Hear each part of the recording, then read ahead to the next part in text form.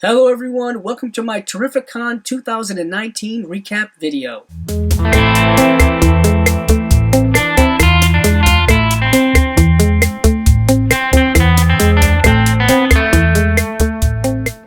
Welcome back once again to another video here on my channel. It's been a while since I've done this type of video, and this video is going to be a little bit different. I've done recap videos for my trips to the Rhode Island Comic Con, just going over all the different things that I got at those specific Comic Cons, but this was a different Comic Con that I went to. This was Terrificon.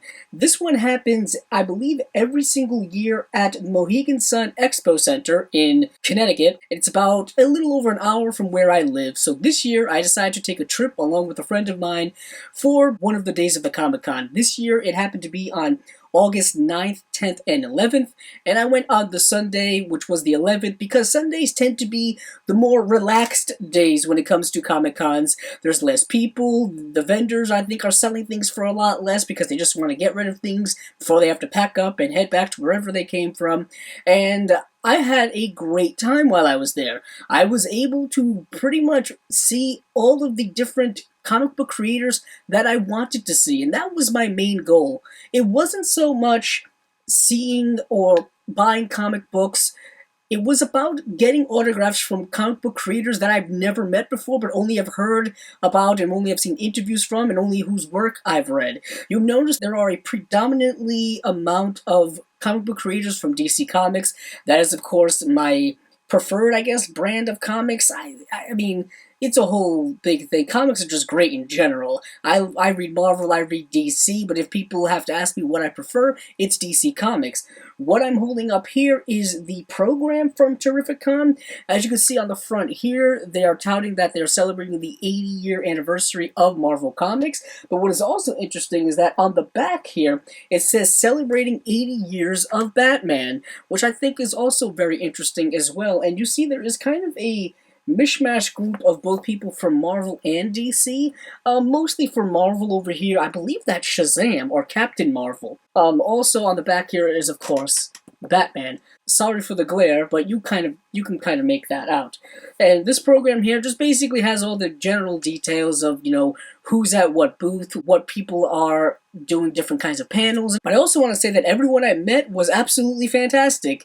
You never really quite know what a person's demeanor is going to be, what type of person they are if you've never truly met them before. Also, some people very often have bad days where they're just mean to everybody, but luckily everyone I met was very, very nice, and they signed my books, and I happily paid for all of those things. I sadly wasn't able to buy any comics from any of the vendors there, and there are some great vendors who had some fantastic books that you'll see in this kind of montage video that I have coming up. So without further ado, let's take a look at that.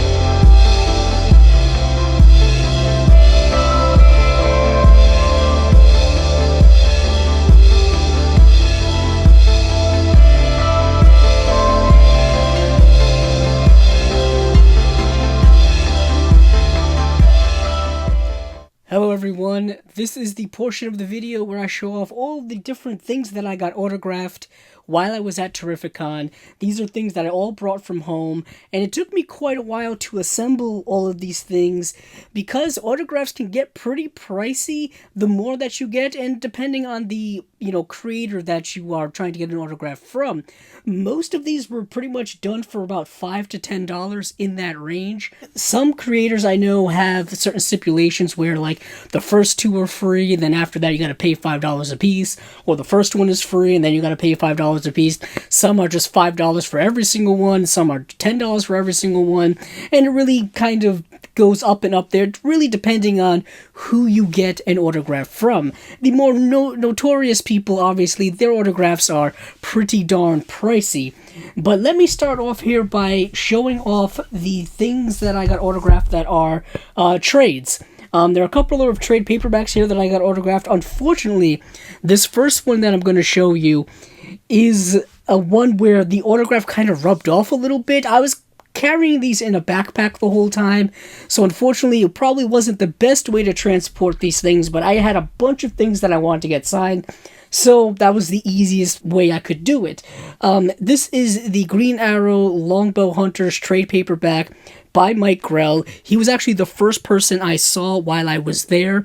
He is someone who I really, really like his work, especially here on Green Arrow. I know Green Arrow is really what he is most well known for. He had a pretty long run, I want to say from the late 80s to about like 1994 or so. So there was a several year run that you can now get in trade paperback form. And here you can see his signature kind of got a little rubbed away. And the next one up here is also by Mike Grell, and this is the first trade paperback technically. The Longbow Hunters is a mini-series that kind of kicks off the new continuity of Green Arrow after Crisis on Infinite Earths. And this one here, though, is Volume 1, Hunter's Moon, also by Mike Grell, of course. And as you can see here, it's a really great cover, and he signed it with a kind of silver type of Sharpie. All of these are pretty much done in Sharpie form. All the creators had their own signing utensils and whatnot. I didn't have to bring anything like that with me, which was really, really nice. Next up here is a trade that I've had in my collection for a very long time, and that is Brian Azzarello's Joker with artwork done by Lee Bermejo. This is really notorious and pretty well known in DC fandom, because this, I believe, takes influence from the Heath Ledger Joker. As you can see, very much in the Joker design on the back here is very much more obviously indicative of that. And this is actually a first print hardcover edition, and I actually didn't know that until Brian Azzarello himself told me when I had this signed. Brian Azzarello was, I believe, the second person I saw that had something signed. There was absolutely no one at his booth. There was no line. There was no nothing. And the person who was kind of handling his booth there said, if you want to get things signed, he's available right now. So I said, okay. So he signed this directly to me, to Andrew, with his signature there. And the reason why he told me that this was a first edition is because the first editions only had this green paper in it, and I didn't know that at all. Next up here is kind of going along with Brian Azzarello, and I know I wanted to stick with the trades for now, but I only have one more trade, but this is also a Brian Azzarello autograph, and this is for Wonder Woman #1. This is the New 52 run that started up back in 2011. If you are very curious why I seem to have a lot of New 52 DC things in my collection, if you've been following me for long enough, it is because that's really when I started collecting comic books seriously for the first time, was when DC relaunched their comic book line with the New 52, all new #1s, as you can tell, and really just kind of starting their continuity all over again. They've since gone back to their old continuity in Rebirth, which a lot of the same creators now do books for. And the last trade that I have here is actually the lone Marvel item that I had signed, and I think the lone kind of big-time Marvel creator that I met while I was there. And there were a couple, but this was one that I really wanted to get, and this is the hardcover trade of X-Men God Loves, Man Kills. And this is, of course, done by the notorious and great Chris Claremont, who had one of the most storied runs in comic book history with X-Men, going from the 70s all the way up into the very early 1990s, and this is his signature here. So I was really glad to get this. Next up here are 3 issues all by the same person, and these all have kind of significant meanings for me because they're all books and characters that I really love. And one is one that I've been introduced to for the first time recently that I also really love. But first up here is someone you know that I love very dearly, and that is, of course, Batman. Up here I have a Tom King signed Batman. This is the one-shot that kind of kicked off the Rebirth line that I was just referencing. As you can see down here is where he signed his signature. Really one of the nicest guys that I've ever seen or ever met. He was very cordial, and I just told him that I really appreciated all that he's done with comic book and comic book writing. I mean, this is somebody who's writing Batman currently as of this video, and Batman being a character that I really, really love, it was kind of a special thing for me. Next up here is the character that I have just been fully introduced to. I've known of him, but I didn't really dive into any of his older stories or things like that, and this is, of course, Mr. Miracle #1, the director's cut, also, of course, by Tom King. These are all by Tom King, if you haven't noticed so far, and this is a really fantastic, amazing mini-series, or maxi-series of comics. For those of you who've been following my channel for long enough, you saw that while I was collecting all these, I showed them in my monthly haul video series that I do, and yeah, I was able to get all of them. I read all of them, and they are absolutely fantastic. Yeah, I can't recommend it enough. There's a trade paperback out right now. There's a hardcover trade out right now as well, which is kind of tough to find, but yeah, read this story any way you can. Next up here is another one-shot. It is an 80-page, giant size winter special, and that is of Swamp Thing. Tom King also worked on this here. This was, I believe, kind of an homage and kind of one of the last, things that they did to honor Len Wein, one of the original creators of the Swamp Thing character, along with Bernie Wrightson. Many different creators have done the Swamp Thing character over the years. Most notoriously, Alan Moore did a great run in the 1980s, which is probably everyone's favorite, but I really had to get this signed because I'm a big fan of Swamp Thing. I really liked the recent series that was on DC Universe. Unfortunately, it only got 1 season, but I think they really nailed the aesthetic when it comes to Swamp Thing and his world of horror and kind of grossness and all of those things. Next up here is another kind of pairing. They're both by the same person. They're both autographs by the same person. That is Kyle Higgins. And Kyle Higgins did a run on Nightwing during the New 52 era of DC. Here is the the first issue that I had signed. He did it in a nice gold Sharpie, so it shows up very nice on Nightwing's kind of black and red suit, which is what they switched to for the New 52. I kind of dig it. I really like red and black as a color combination, but the blue is what he's most notoriously known for wearing. So this is issue #1 that I had signed, and this is issue #2 that I had signed as well. Next up here is kind of a one-off, but it's also a one-shot, Rebirth one-shot, and this is of Supergirl, which was done by Steve Orlando. And he did a little sketch on there for me of the Superman symbol, or the Supergirl symbol in this case. But this is the one-shot that kind of kicked off the Rebirth story for Supergirl.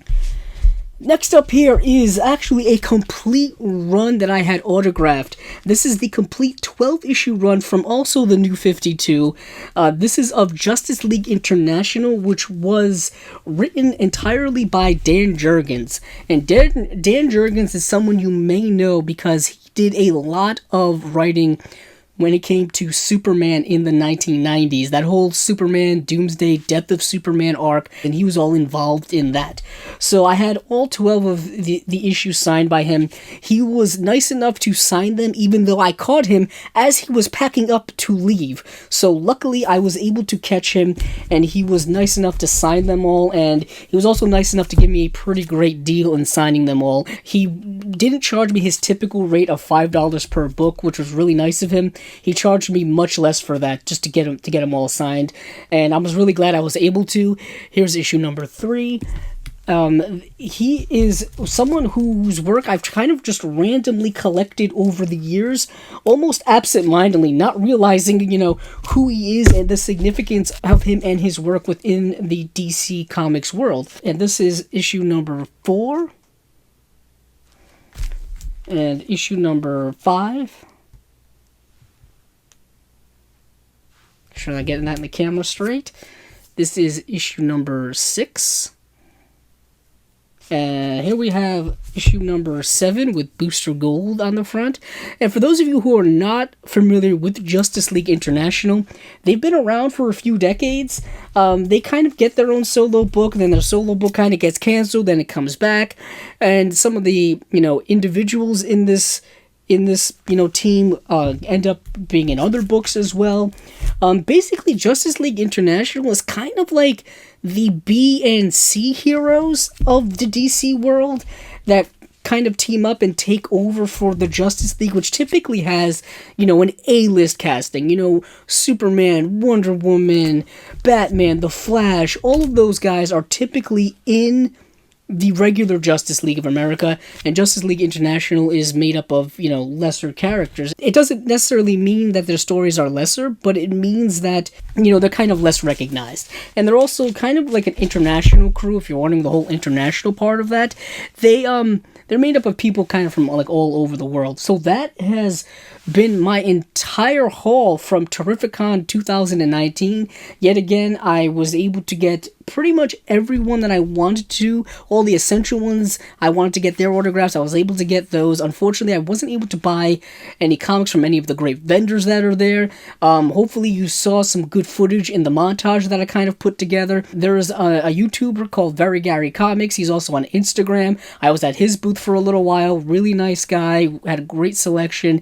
He's a really cool dude who has a lot of things to sell you, so I want to give him a special shout out. Also, if you like comic books, I really want to start doing a lot more of these videos. I've been wanting to do comic book videos for my channel since pretty much the beginning. I just haven't really had the space or the opportunity to, and hopefully now with this kind of, okay setup that I'm doing here with the webcam, I'll be able to do a lot more of that. So, if you like this video, please check out the other videos on my channel. Thank you for watching.